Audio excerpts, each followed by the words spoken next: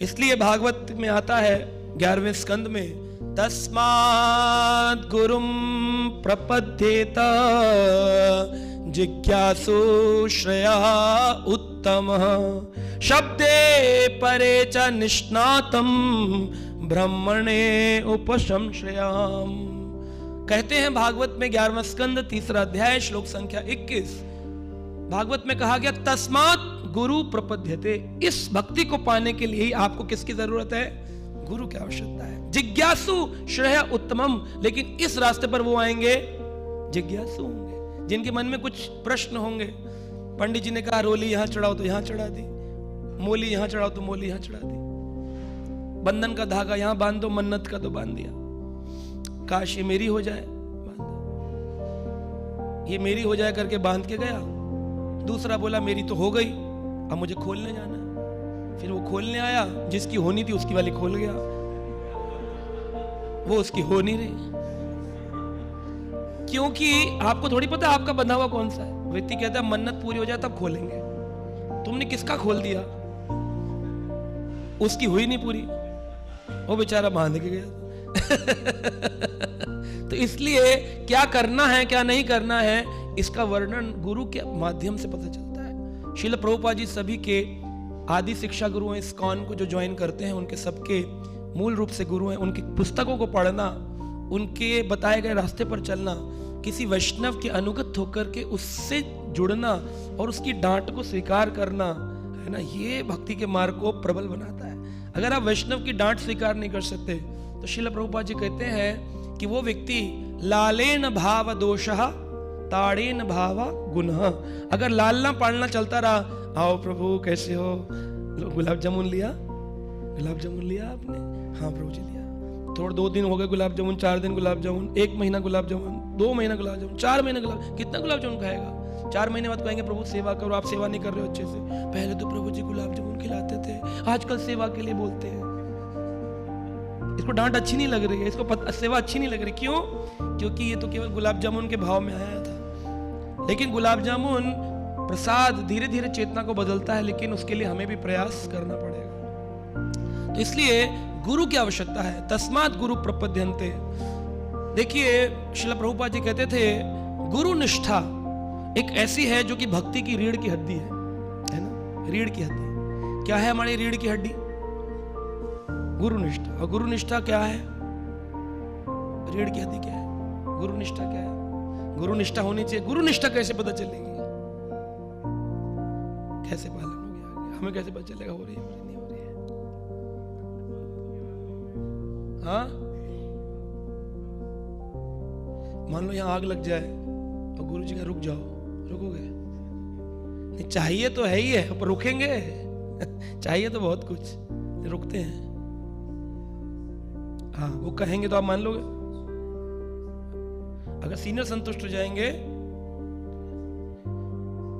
Senior कहे बस तुम सिलेंडर में हवा भरवाओ, गैस जाओ, और वो बोले मुझे रीडिंग करना है, मुझे कह रहे नहीं नहीं ये सब तुम बाद में करना, अभी तुम यही करो बस, ठीक है? हाँ, गुरु साधु शास्त्र, शास्त्र में जो लिखा है वो वैष्णव कहे उसका पालन करना है। गुरु जो कहे शास्त्रिक बात हो, उसको प्रमाणिक बात को पालन करना चाहिए। वरना अगर बलि महाराज के गुरु शुक्राचार्य जैसा गुरु हो, कहे कृष्ण भक्ति नहीं करना, शरणागत मत हो जाना, इसको मत दे देना, तो वही दान देने के लिए बलि को मना किया था। लेकिन उन्होंने क्या किया? सुनी अपने गुरु की। गुरु जी की जब नहीं सुनी तो जिस जार के अंदर पानी की जो सुराही थी, जिसे झारी कहते हैं, जारी, उसमें पतली सी सुराही जैसी नोक होती है, उसमें से संकल्प मंत्र के लिए थोड़ा जल चाहिए था। तो जल निकालकर संकल्प बोलेंगे ना कि हाँ भारत खंडे जम्बू द्वीपे अमुक गोत्रे अमुक नामे मैं संकल्प मंत्र करके ये दान देता हूँ। लेकिन दान देते वक्त संकल्प के लिए पानी चाहिए, तो गुरु जी बोले पानी लेगा, मैं जारी में बैठ जाता हूँ। शुक्राचार्य सूक्ष्म रूप लेके जारी में बैठ गए अंदर, वो पानी निकाल रहे, पानी नहीं निकल रहा। कह रहे क्या बात है? एक पेड़ की डंडी पड़ी थी, उठाई और सफाई करने लग गया उसकी, निकाला, रक्त निकलने लगा। अरे खून कैसे आ रहा? तो गुरु जी बाहर आ, करे आंख फोड़ दी, आंख फोड़ दी, आंख। करे आपकी आंख कैसे फूट गई? करे तुमने मेरी आंख कैसे फोड़ दी? बोले गुरु जी ये बताओ तुम्हें इसमें बैठने की जरूरत क्या थी? कह मैं सोच रहा था कहीं जल इस्तेमाल करके तुम संकल्प में भूमि ना दे दो, भूमि दे दोगे, ये सारा अपना धन दे दोगे तो क्या होगा, फिर मेरा परिवार कैसे पोषित होगा। इन गुरु को कहते हैं वित्त हारक गुरु। वित्त हारक, वित्त हरण करने आते हैं, है ना, वित्त हरण करेंगे। लेकिन एक होते संताप हारक, जो हमारे कृष्ण भावना भवित भक्त होते हैं, ये जब गुरु होते हैं ये संताप हारक होते हैं। इन्हें वित्त मिले ना मिले वो आपको कृपा करेंगे। कितने डिवोटी से आप मिलते हैं और वो आप उन्हें फोन करके बोले प्रभु जी परमात्मा चैत्र प्रभु मैं बड़ा परेशान हूँ, थोड़ा सा आपसे बात करनी थी, कह रहे सॉरी 1 मिनट पूरा, अब 1100 रुपये भेजो पेटीएम पे तब बात होगी। ऐसे होता है। लेकिन बाहर किसी एस्ट्रोलॉजर से मिलने जाए, किसी बड़े जगह जाए, टिकट कटता है। एक गुरु जी तो मैंने देखे थे वहाँ 4 लाइनें लगती हैं उनके, 1 2 3 4। उसमें पहली लाइन जो होगी सबसे पीछे वाली वो 2500 रुपये वाली है, तीसरी लाइन जो 5000 की है, और जो सेकंड वाली है वो 11000 की, और सबसे क्लोज वाली वो 1.25 लाख की लाइन है। उसमें आप उनके पैर छू सकते हो, और अगर आपको उनको शॉल उड़ाना है तो 2.5 लाख रुपए।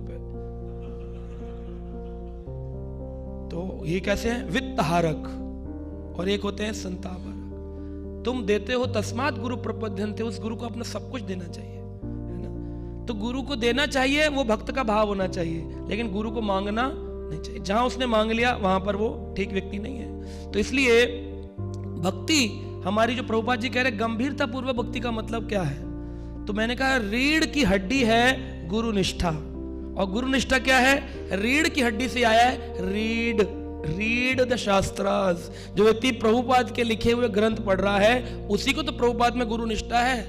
यहां पर बोले जय प्रभुपाद, जय प्रभुपाद, बोले आपने प्रभु जी भागवत पढ़ा है, प्रभु जी अभी लिया नहीं, प्रभु जी कोशिश कर रहा हूं ले लूंगा। जय प्रभुपाद, जय प्रभुपाद, प्रभु जी 18वां अध्याय पढ़ा आपने गीता का, प्रभु जी अभी तो इंट्रोडक्शन पे ही हूं। जय प्रभुपाद, जय प्रभुपाद, है गुरु निष्ठा।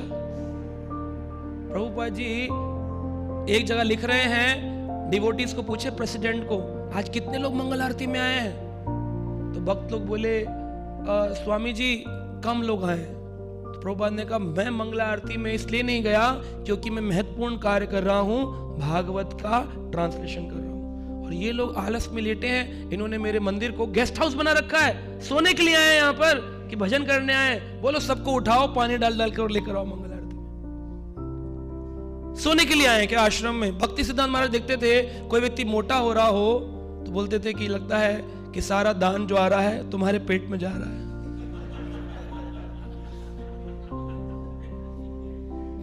भक्त को ठीक है उसकी शारीरिक हालडोल भगवान ने बनाकर भेजा, खाता बेचारा 1 रोटी है फिर भी शरीर मोटा है, वो अलग बात है। लेकिन जो पर्वत बनाकर खा रहा है गोवर्धन का, उसको सोचना चाहिए, एक बार विचार करना चाहिए कि हम वैराग्य प्रधान है या भोजन प्रधान है। तो इतना भोजन ले जिसमें शरीर और आत्मा जुड़ी रहे, बस छूट ना जाए।